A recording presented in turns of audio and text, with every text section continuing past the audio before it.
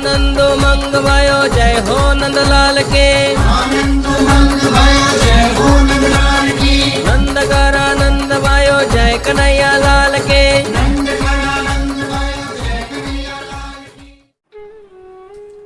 हमारे भगवान के जन्म का समय है। हमारे भगवान के जो जन्म देने वाले जो माता पिता हैं, देवकी और वासुदेव जी,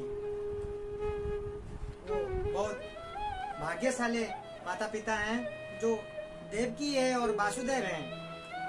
भगवान जब उनके गर्भ से जन्म लिए, उससे पहले भगवान स्वयं, भगवान विष्णु, चार हाथ वाले जो हमारे भगवान विष्णु स्वयं आकर के वासुदेव और देवकी के सामने प्रकट हुए थे।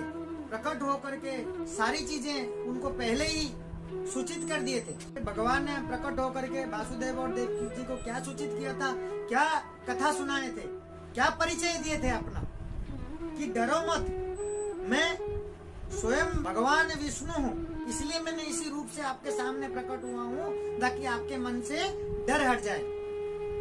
तब एक कथा सुनाते हैं देवकी और वासुदेव को। देवकी और वासुदेव को बोलते हैं, पूर्व जन्म में आप दोनों पति पत्नी थे। वासुदेव और देवकी के पूर्व जन्म की बात भगवान बताते हैं कि आप पूर्व जन्म में आप भी पति पत्नी थे और आपके जो नाम था, जो पत्नी थी वो थी पुष्मी, और जो पति जो थे आप, वो आपका नाम था सुतापा। सुतापा और पुष्मी के रूप में दोनों आप पति पत्नी थे। कौन?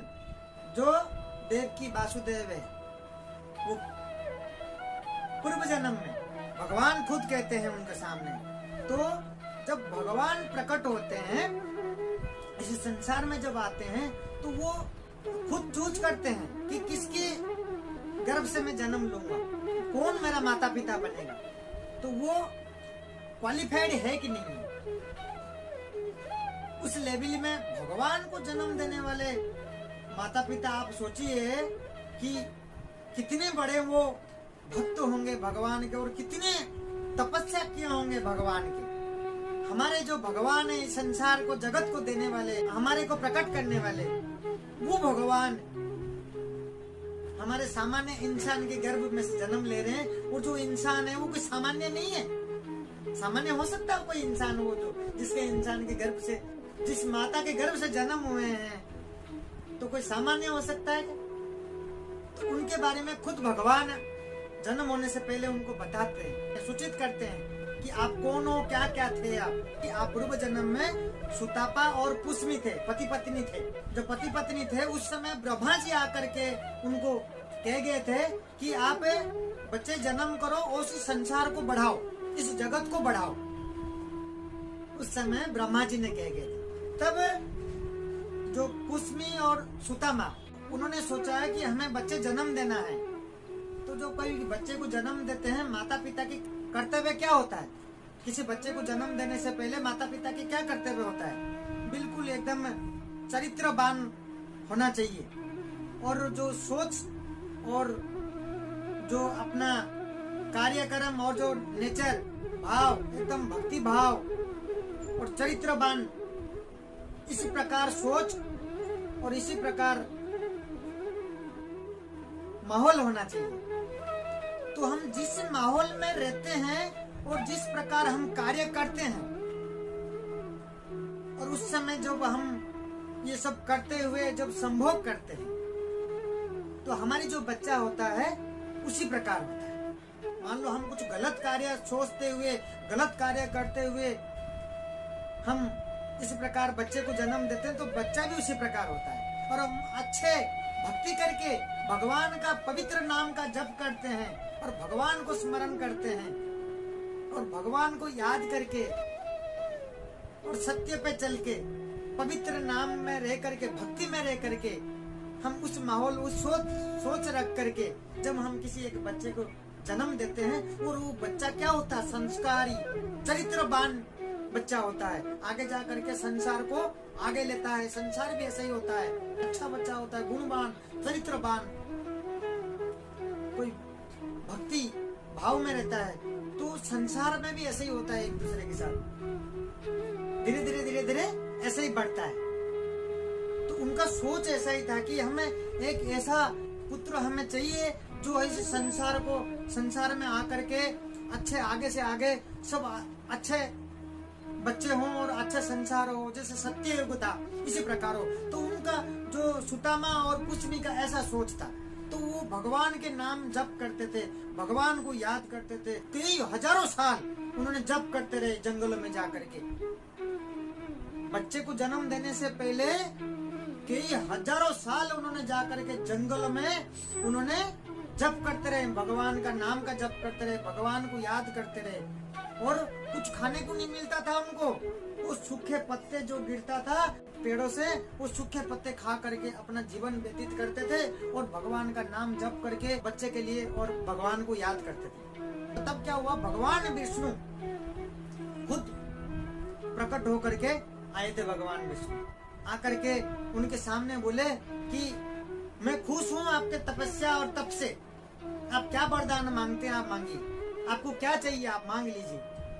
वो दोनों, वो कौन, कुसुमी और सुदामा, वो दोनों मांगना चाहे तो अपना मुक्ति मांग सकते थे।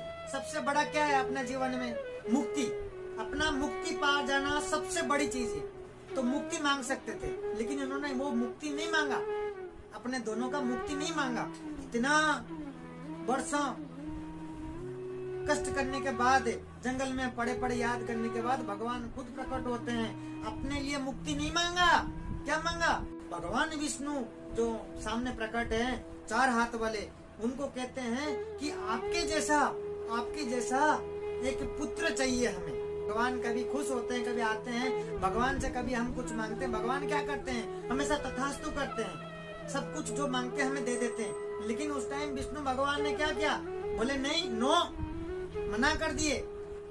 जब उन्होंने पुत्र मांगा बोले मना कर दिए। तो उन्होंने पूछा सुदामा और कुसुमी ने, बोले क्यों, बोले भगवान क्या कहते हैं कि सिर्फ मैं यूनिक हूँ, वन एंड ओनली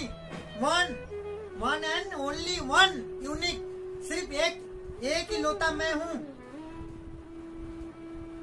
सिर्फ, मेरा जैसा चाहिए तो आपको नहीं मिल सकता, मेरा जैसा और कोई है ही नहीं। भगवान हमारे कौन है, एक ही है भगवान कोई 10 नहीं है, भगवान एक ही है। और विष्णु भगवान, और उन्होंने सिर्फ आपके जैसा पुत्र मांगा।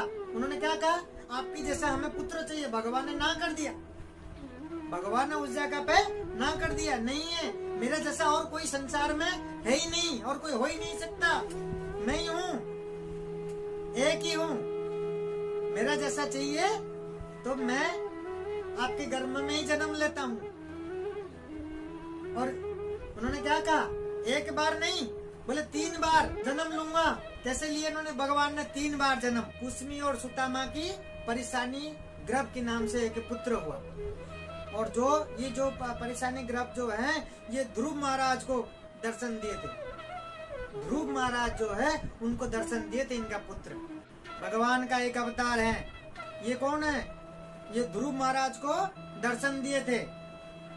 और दूसरा कश्यप मुनि और आदिति, जानते हैं आप कश्यप मुनि और आदिति को, उनका पुत्र कौन था, वामन देव। उनका पुत्र वामन देव के रूप में जन्म हुए भगवान। और तीसरा बोले आप वासुदेव और देवकी, बोले आपके गर्भ से मैं जन्म लूंगा, आपको चिंता करने की जरूरत नहीं है, मैं आ चुका हूँ। अब मैं जन्म जब लूंगा आपके सारे दुख कष्ट दूर हो जाएगा, आपको कोई टेंशन करने की जरूरत नहीं। अब इसके बाद आपको मुक्ति मिलेगा। अब मेरे ध्यान आएंगे। अब कहाँ, भगवान का ध्यान कहाँ, गोलक वृंदावन में रहते हैं भगवान। भगवान कहाँ रहते हैं, गोलक वृंदावन। भगवान कहते हैं इसी प्रकार जब वो वरदान मांगते हैं, भगवान कहते हैं एक बार नहीं 3 बार। एक बार उनके पुत्र बना, उसके बाद कश्यप मुनि के पुत्र बने, उसके बाद वासुदेव और देवकी के गर्भ में भगवान जन्म लिए।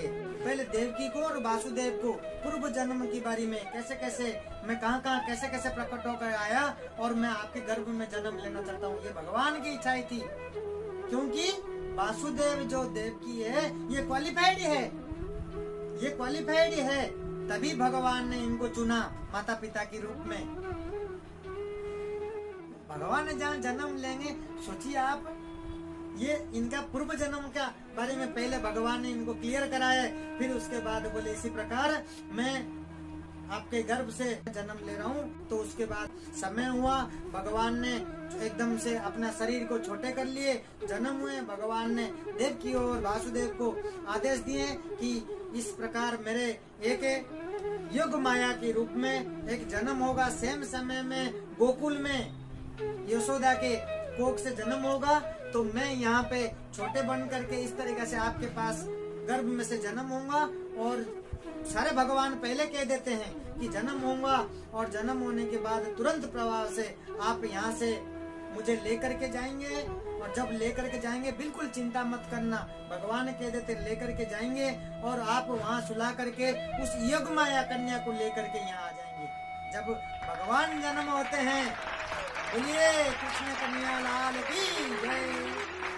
जब क्या होता है, भगवान जन्म होते हैं, उस कारागार बंदी के अंदर अपने आप ही उनके हाथ में जो चेन लगा हुआ था वासुदेव के और देवकी के, वो खुल जाते हैं। जब योग माया जन्म होती है, उधर जन्म होने के बाद अपने आप इधर सारे मतलब मथुरा के अंदर जितना भी सब सेना समंत जितना भी है सब सो जाते हैं और अपने आप वो दरवाजा खुल जाता है। अपने आप वासुदेव हैं, वो एक बास्केट लाते हैं, टोकरी के अंदर हमारे भगवान श्री कृष्ण को रखते हैं, फिर उसके ऊपर क्या करते हैं, चादर ढकते हैं और उस टोकरी को लेकर के गोकुल के लिए रवाना हो जाते हैं। और वो जा करके वहाँ पहुँचते हैं और पहुँचने के बाद भगवान श्री कृष्ण को वहाँ पे जब देखते हैं, गोकुल में भी सब सो जाते हैं, क्योंकि योग माया है, भगवान के हैं, भगवान भेजे हैं, इच्छाएं हैं भगवान के। योग माया की वजह से वहाँ गोकुल में भी सब शांत है, सब सो जाते हैं, रात्रि का समय है।